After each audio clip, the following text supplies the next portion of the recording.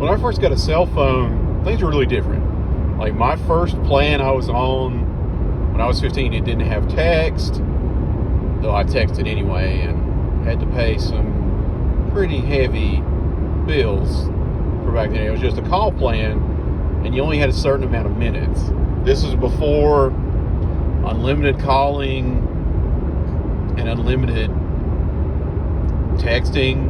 It was like the Wild West, because there were a lot of cell phone companies, there were a lot of options, and there's so many things that went on. Like one person might have Verizon, and you could call anyone in Verizon's network for free. Whenever, whatever, boom, it doesn't use your minutes.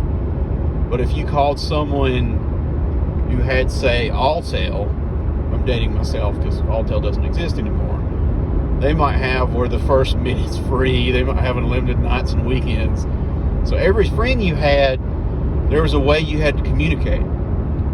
I had friends that they would run out of text quickly, but they could communicate with picture messages. Because a couple years later, everybody had camera phones, and as soon as he'd run out of text, you'd get picture messages from him, where he'd say everything he needed to say in one huge message. And then there was the issue of service. Service is a lot better now, like infinitely better than it used to be. I grew up in the woods, and service was awful.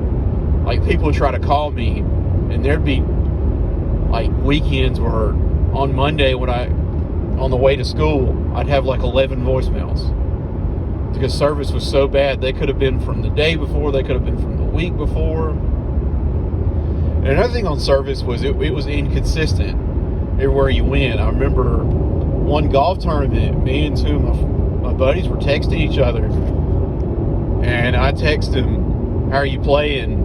And 3 days later, I got a text, "Oh, I'm 3 over through 5, not bad." So it was awful.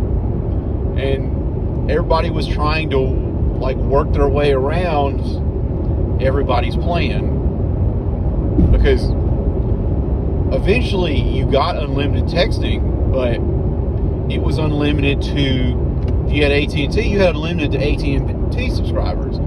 So if you were dating someone or were friends with someone that had AT&T and you had Verizon, your unlimited texting would only go so far. And then there's the internet on the phone. The internet has always been around. Even as early as like 2000, you could use your phone for internet.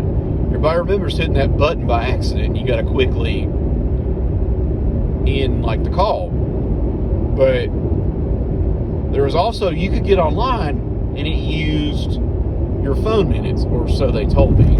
I don't know whether that was true or not. And everybody was into ringtones, and nobody buys a ringtone now. Nobody. Everybody's phone is pretty much on vibrate, or they use whatever they have handy. But there were some enterprising people that they didn't want to spend that dollar on a ringtone, so they would record it off the radio on their phone, so they could have that poor quality whisper song on there as their ringtone. And phones back then, like the middle 2000s, what I'm talking about, could take a beating. Could take an absolute beating. Like the Nokia phone, it is well known that you could probably run that over with a car and it still works. But other phones too.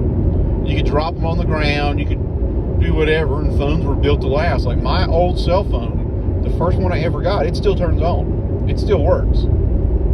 It still charges. The battery's still good. It's just, it's falling apart. It barely opens. It's hanging by a nub, but it still works. Then the Razr phone came along and they said, you know, people don't want a cell phone that could take a beating. When they want an ultra thin phone that looks sleek and will break while walking in an empty pocket. That's what people want. Because I never had a Razr, but a lot of people had one. And then there were people with the Blackberries. Those were just confusing. I didn't get those. And for the longest time, I didn't have a smartphone until I was 24.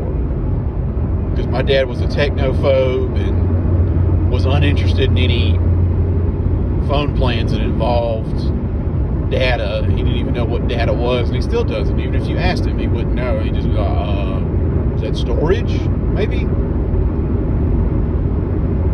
But there were a lot of times when we needed new phones, and the phone plan my family had was so old and so cheap, they didn't offer it.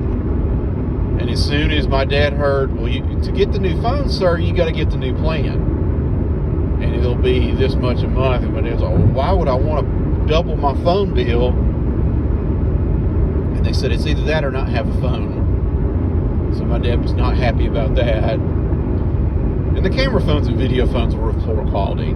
Compared to now everything's phenomenal. Nobody even needs a digital camera because iPhones and Androids take such good pictures. You don't need them. But back then it was awesome. Oh, I took a picture of this or that or anything else.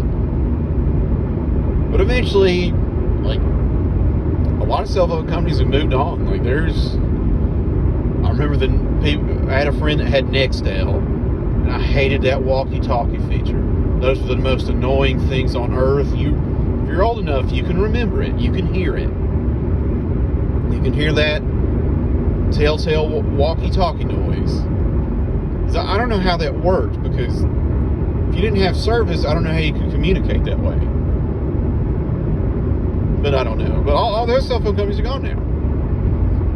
Like the Wild West of, I've got Core Wireless, and there were no prepaid plans back then. You could buy phone cards, but you couldn't use it. But anyway, I just thought I'd talk about just how much better things are now than they were then.